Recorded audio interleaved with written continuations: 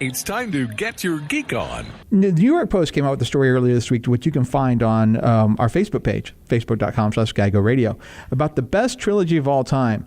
And they said it wasn't Star Wars, it wasn't Back to the Future.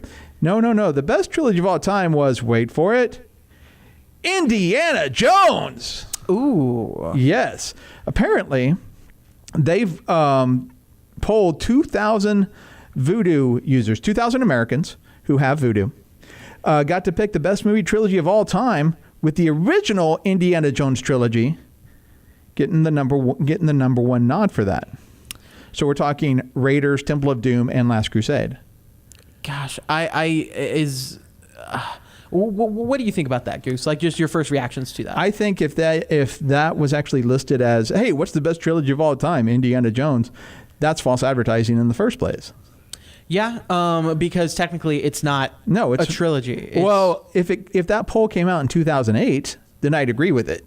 Yeah, I get you. But obviously that's what we're talking about right now. Because what is it? Is it just saga at that point? A franchise? It's a franchise because those three films don't actually tie together.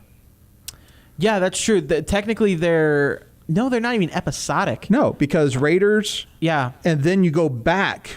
Temple of Doom is a prequel. Yeah, because it happens before Raiders. Right, and then you have Last Crusade after that. Definitely. There is a quick tangent. There's a great video game called Indiana Jones and the I forgot what it was called, but it came out like in the early 2000s. Right. And it bridges the gap between Temple of Doom and Raiders. Ooh, and nice. it leads, or does it lead right into Temple of Doom? Oh no, it leads right into Temple of Doom. I'm sorry, it happens before everything, leads into Temple of Doom, and then obviously Temple of Doom goes into Raiders.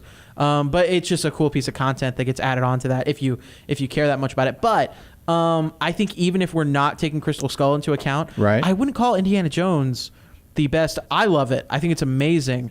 I know there are some other ones on your list here of trilogies that I can even see would be considered more valued than Indiana Jones. Now, of course, you mentioned that that's not your favorite trilogy. What is your favorite trilogy? And we're not asking just Alex, but also our audience as well. If you're watching this on Facebook or YouTube, put your favorite trilogy right here in the comments, right below here.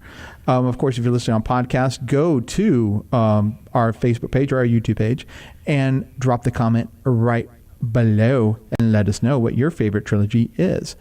Now, I would say, and you're going to hate me for saying this. Go ahead. If you take Temple of Doom out of it, Indiana Jones is a trilogy.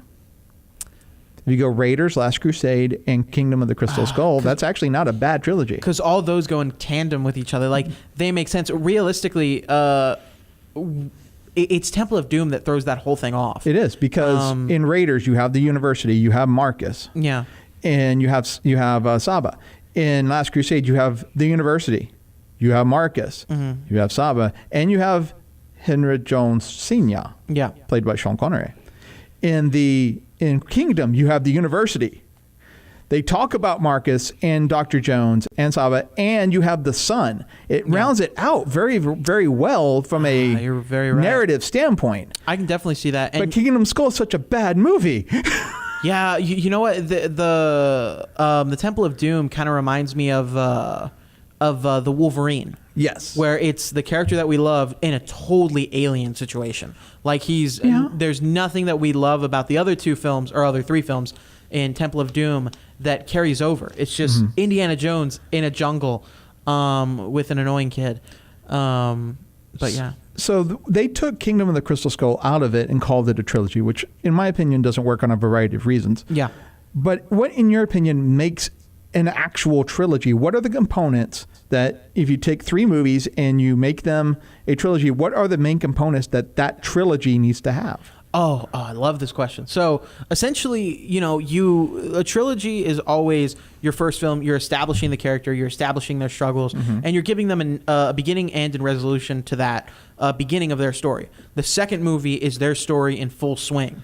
That's their greatest adventure. Normally, that's like the highlight of your trilogy. And then the third movie is the closure. The wrapping it up. Right. This is what we've learned. This is where we've come.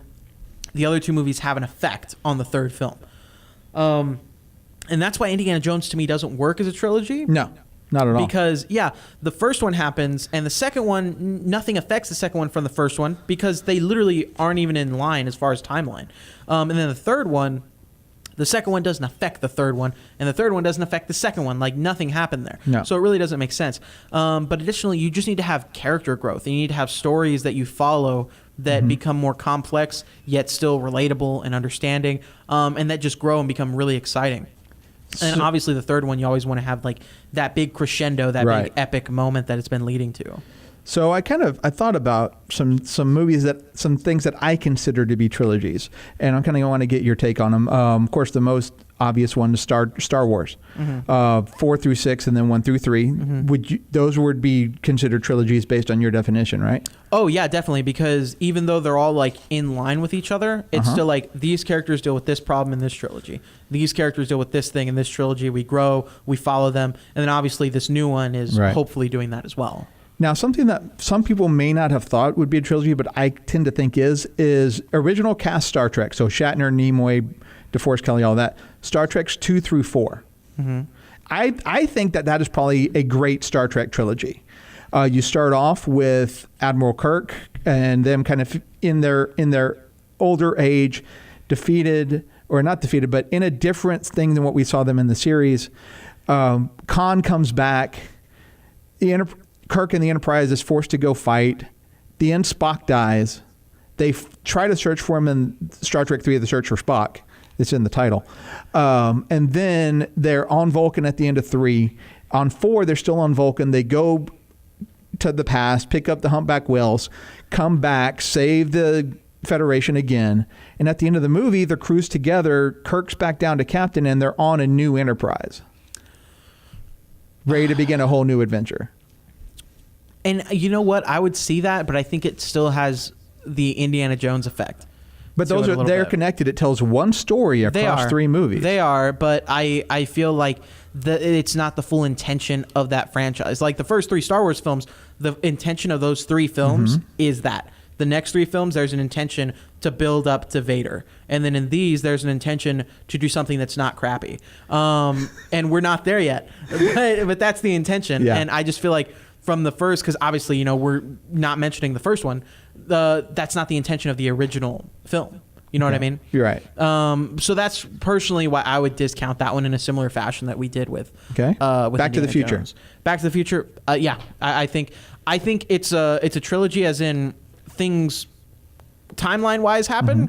Don't think it's a great trilogy because characters don't really change to me. Right. They force changes that don't really work. But yeah. How about the Christian Bale Dark Knight? Would you consider that a trilogy or just a 3-movie franchise?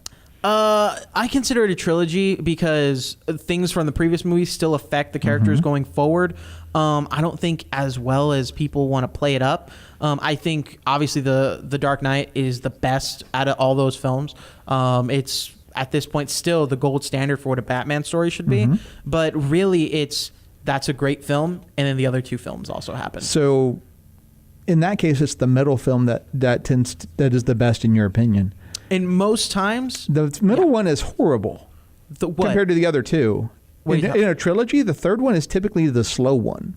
Yeah. Because it's the most character villain, like Empire Strikes Back. Yeah. It's very slow, very character, not as much action. Star Trek 3, very slow, very character, not enough normally action. The second film is kind of because you're not worried about wrapping up anything, you're not worried about establishing anything. You're just telling the story, and normally that's when the director, the crew, and the actors are at full swing. And normally that's the one that's going to have the most stakes. And it was originally one novel, but they broke it into 3 parts. The Hobbit. That's a trilogy just by its very nature because they cut the book. Lord of the Rings. Yeah. The Marvel films. Now, would you consider the 1 through 3 of each character to be more of a trilogy, or no? Except for none of them, because all of them you have to watch movies in between. Okay. Like Iron Man 3, you have to watch a movie in between. Thor to Thor 2, you have to watch the movie in between. Captain America, you have to watch several movies in between that trilogy to make it make sense. The trilogy that I think is the definitive best trilogy in film. Is it the X-Men, the first X-Men movies? No. It's on your list right here. It's the only one you haven't mentioned yet. Yes, and that would be the Tobey Maguire Spider-Man films. Yes, that is definitively. Aaron's over here in studio shaking his head at me, saying, "No, that's the absolute best trilogy." People give the third movie a whole lot of flack, but if I can have just 30 seconds of your time, the third movie is horrible. No. Listen to me. They did too much in that movie. Listen to me. So I'm really passionate about this. The first film is amazing. Absolutely great. Sets up these characters amazingly. Builds up these relationships that have an effect in all of the films. Okay. You have a beginning, middle, end with the Green Goblin. You have a great poetic story. It's very poetic with how the Green Goblin happens in tandem with Spider-Man becoming Spider-Man. The family matters, everything. The second film, everyone agrees, for the most part, the second film is the definitive Spider-Man film. It's awesome. Things from the first movie affect it. That whole film is Peter dealing with the consequences of his life and the first film. Third one, people give it a lot of crap, but it's an amazing Spider-Man film. It's just as cheesy as all the other ones. The other ones are just as cheesy as the third one. The difference is the third one just has a little too much going on, but it's a great conclusion, has a great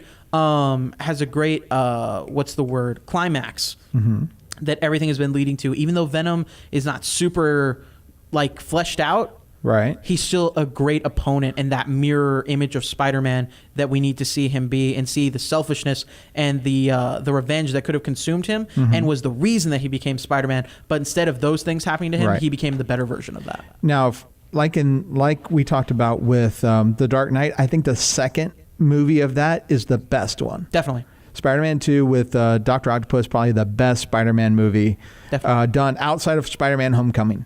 Spider-Man Homecoming has a special place in my heart because of Marissa Tomei. Oscar winner, Marissa Tomei. What really quick, because I know we're running low on time, but what is your favorite trilogy? Well, just because I'm a Star Trek fan, I like Star Trek 2 through 4. So that's your trilogy? That's my... between that and Back to the Future, it depends on what kind of mood I'm in. Gotcha. Because if I want to have fun, it's Back to the Future. Yeah. But if I want to have good, solid character feels, it's Star Trek 2 through 4. So that's kind of my thought on that. Gotcha.